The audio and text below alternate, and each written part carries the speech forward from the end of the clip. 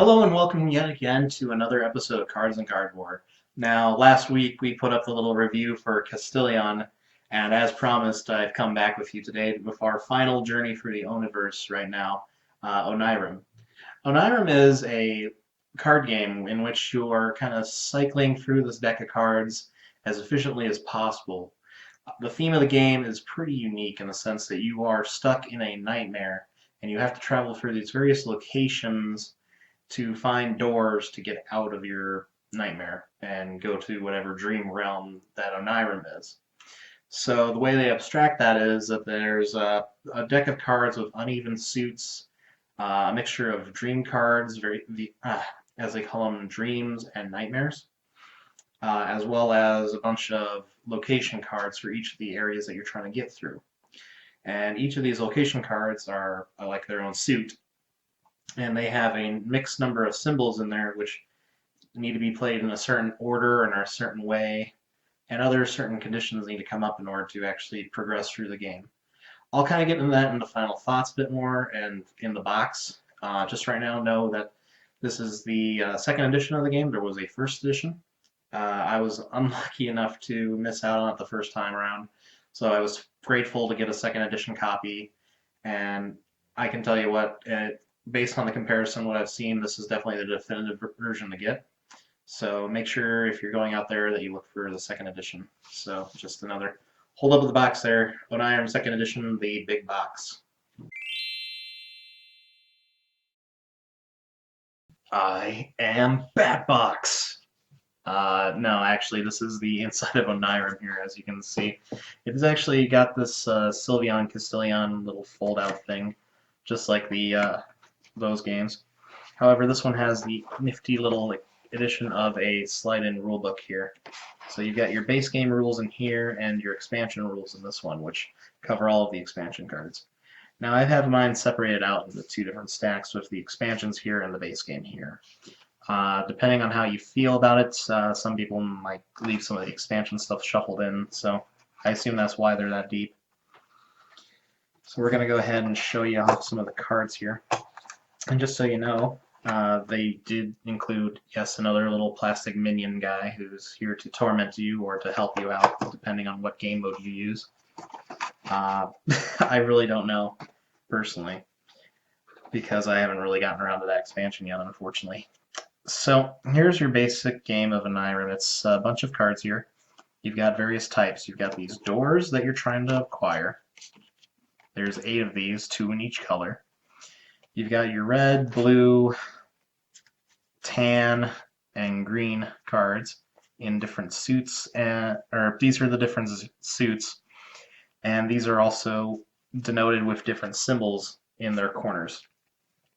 So in this game, you're actually trying to get all these doors in front of you in order to win the game before your deck of cards runs out. So when you're setting up, you're shuffling your entire deck here, and then you're drawing 5 cards for yourself. So what you're going to do is every turn, you're going to play down a card in front of you. And this is kind of your line of cards that you've started. And when you're done with playing a card, you'll draw a card.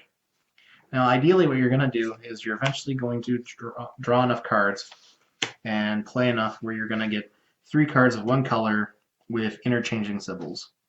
The one rule about playing cards in this game is basically you cannot play a card that matches the symbol of a card in front of it. And since there's only 3 symbols, the sun, the moon, and the key, it's a little harder to do, especially since the distributions are a little bit different. There's a lot more suns than there are moons, and a lot more suns and moons than there are keys. And there's a good reason for that I'll explain a little later in the review here. But the idea is that you're making a line of this. Once you make 3 of the same type, or color here, you're actually allowed to grab a door and put it in front of you. You now own that door until something causes you to lose that. And that's going to bring us into this kind of final card here, which is the Nightmares, which are these big black cards here. These cards actually can hinder you in several different ways, but depending on how you choose to deal with them, actually will change how you play the game. So basically what you can do with this is you can choose to remove a card or a door from your pile here and shuffle it back in the deck. So you've just lost out on 3 cards or more, and it's really hindered you. Now, if you can't do that, you can also take the top 5 cards of your deck, setting aside any dream cards, which are, in this case, doors and nightmares. These go back into your deck, and then everything else that's useful gets discarded from the game. Now, that's a thing to note, is that there's different discard piles in each scenario that you're going to play. In the base game, you have your discard play area, and then you have your discarded cards. Once you're done dealing with these nightmares, they're going to go into your discard pile. Then you have this discard called Limbo Pile, which happens whenever you have to discard a number of cards, or you flip over a door and you're not prepared for it. These cards, at the end of your turn, will get shuffled back into your deck and basically keep the game going. Now, the other way to acquire a door is if you flip over the color of door that you're needing and you have the color of key that you're trying to unlock. If that happens, you can just discard your key and grab the door. This is the wrong color of door, of course, but the principle is basically the same. So if you get lucky enough to draw, you can do that. Now, another nifty thing you can do with these keys is instead of using them to play on doors, you can actually discard them from the game, look at the top 5 cards of the deck, discard 1, and arrange them in any order you like. And this is actually kind of a nifty strategy because say you actually do get a door that you're not going to be able to acquire, you can put that on top, shuffle your deck up when you get to that door, and now that nightmare that you just saw on my deck is now somewhere else. So I'm allowed to play more cards. So that's kind of the base game. That's the base game, and that's how it's kind of played. However, the game also comes with 7 expansions as advertised. These all have various icons on the corner here that represent which expansions they are, and those are explained in the rulebook. I've played with basically 4 or 5 of these already in greater detail, and they basically kind of make the game a little harder. It's like increasing the difficulty up a notch every time you add an expansion in, and you're actually allowed to mix in multiple of these expansions. Some of them will go into the deck, some of them won't. These usually have different backings, or based on the icon in the rulebook will explain to you how each of them is used in their own different gameplay methods. I definitely recommend giving the towers a shot. However, the first one is also interesting with the Book of Lost, or the Book of, sorry about that, the Book of Steps Lost and Found, yes, because this one actually allows you to utilize your discarded cards for a purpose, which is basically casting spells by totally removing them from the game. So the more you get hindered, the more opportunities you have to kind of bounce back. So with each of these expansions, you're giving yourself a bit more flexibility for what is actually being played in the game and giving you more options. But you also are having to usually accomplish some sort of extra goal as well. So in the case of the towers, I'll explain a little later in the review about how that mode is played. And basically the idea is that you're going to have to be very careful about which towers you get and how you play them out, but ultimately you got to end up with one of each color at the end of the game. So that being said, that's all that really comes in the box, and that's kind of how the game is played, so we're going to take you right over to the final thoughts. Okay, so final thoughts on Onirim. How's it compared to Castilian and Sylveon? Well, it's definitely a different game than either. Of course, Castilian was kind of a tile draft or tile pull game, and that's more the fact that they didn't want to do it with cards. And, well, Sylveon is more of a tower defense game. Castilian was more of a building tower, a building game, much like Tetris in a weird way. This game is kind of like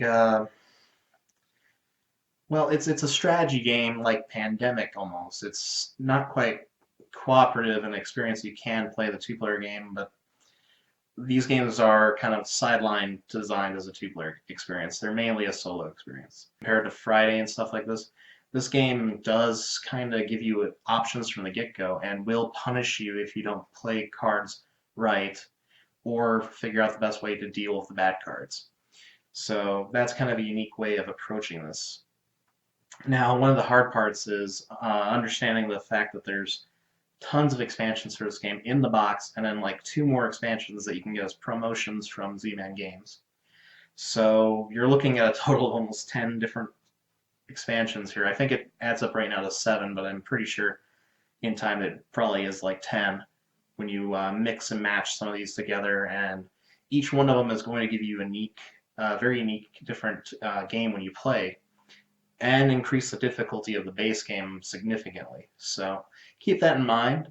You're getting a lot of replayability in this, and you're getting a lot of things that you can kind of mix and match. So I'm going to kind of break things down the best I can as an overall product instead of going into each of the little expansions. So going through it, artwork. Again, like Sylveon and Castilian, this game has quite a unique feel to it. The cards are well made, and the graphics on them are clear and easy to understand.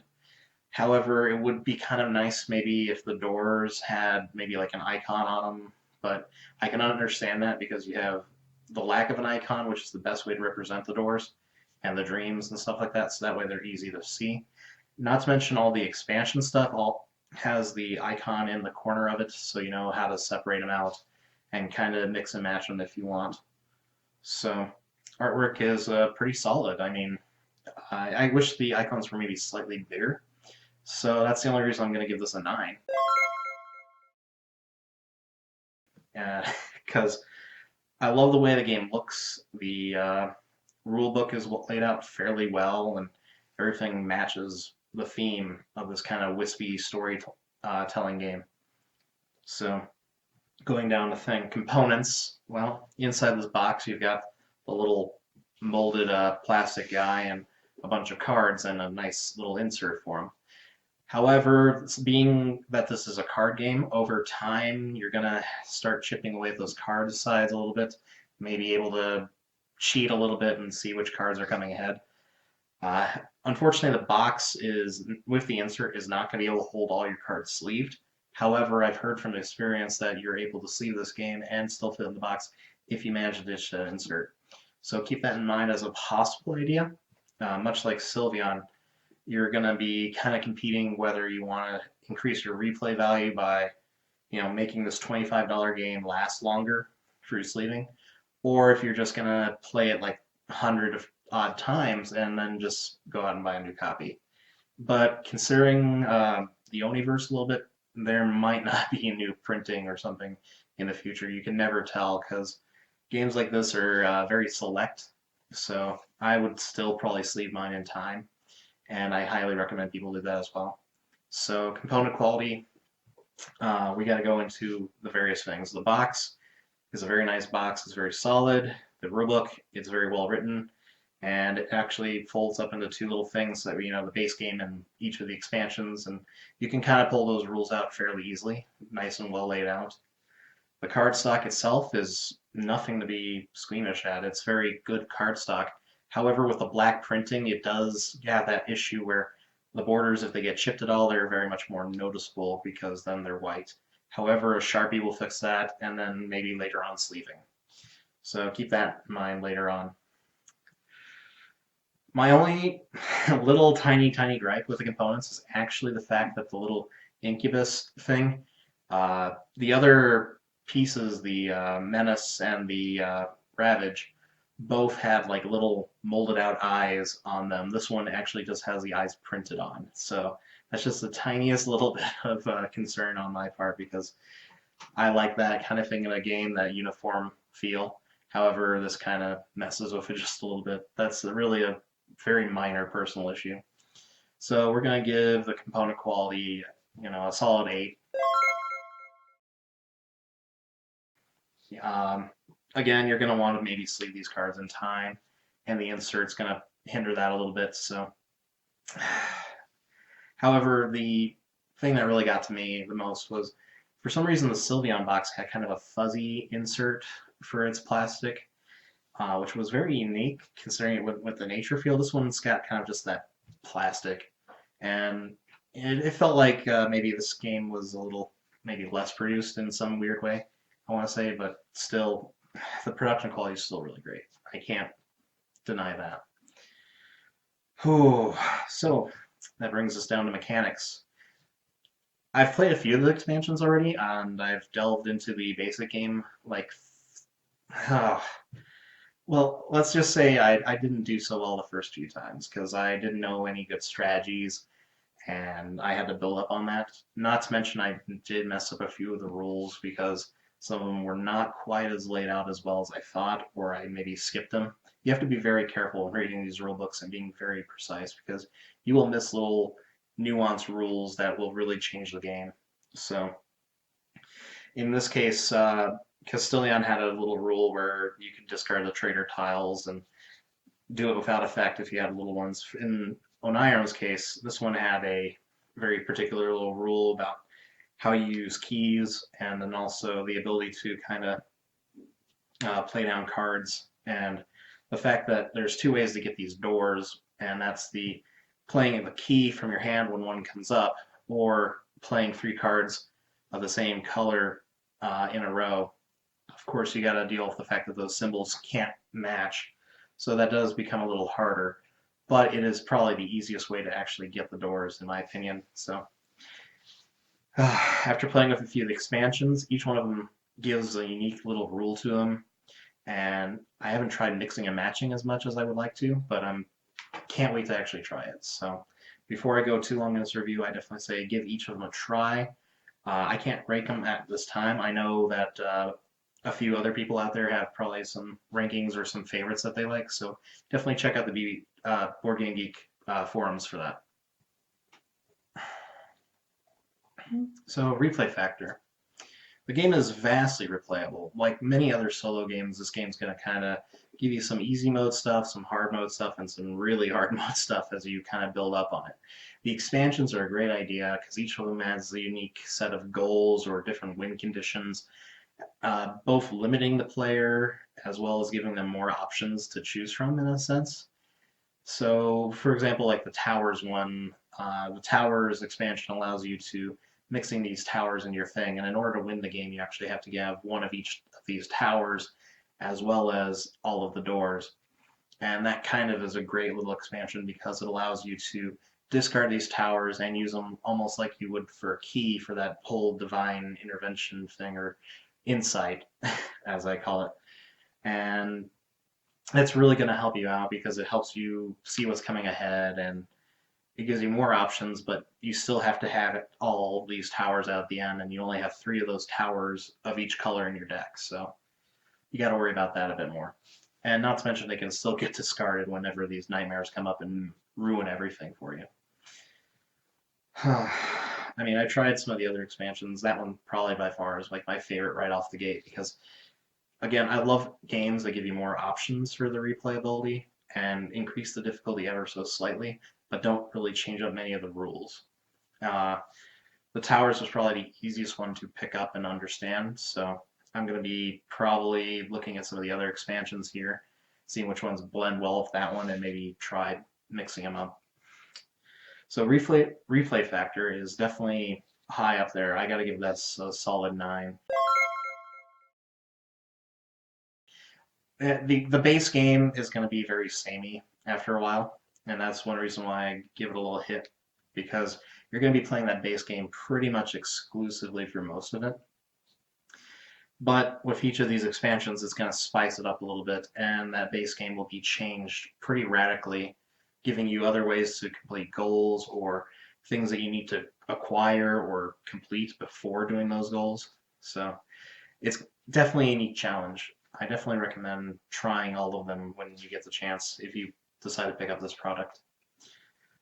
So that brings us to our overall total.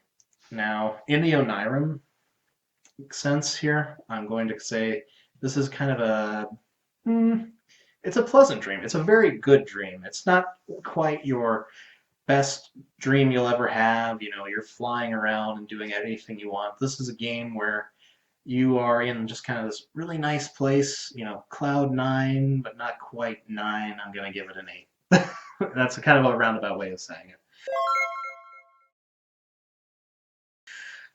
Now, when I compare it to Sylveon and Castilian, I have to say this one is almost one of the weakest of the three because Castilion had a very good, unique theme. It had good mechanics that really worked well for it, and it had quite a bit of luck mitigation that ultimately helped the player out. Not to mention, it had quite a few different play modes to build you up into the full game. Sylveon had a basic game and then an advanced game, and that really worked well because then you had the various expansions that added difficulty to that as well.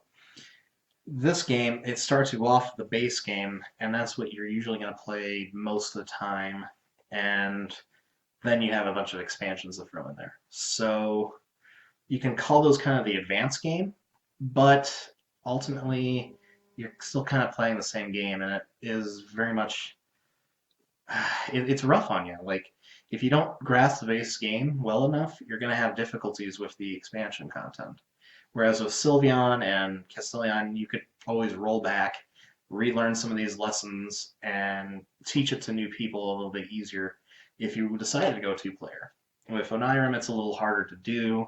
Not to mention, you have to pretty much radically change the way you play with the two-player thing, having the shared resources and trying to not, lit on what you have in your hand. It's a different experience. But ultimately, I don't recommend it as a two-player game as strongly as I do like Sylveon or Castilion. So that's where I have to measure it out. Thank you so much for watching our review this week. We are working hard here to try to develop some more content before the holidays here. However, it seems like the holidays are probably going to catch up with us, and we're going to have a short delay throughout the holiday season. So sorry if the reviews aren't getting posted as regularly as you like, but we're always working for you. So continue watching, comment, please. We would love to hear some more feedback. Give us thumbs up, share us with your friends, do whatever you like with the videos. Thank you so much for watching Cards and Cardboard. Have a nice evening.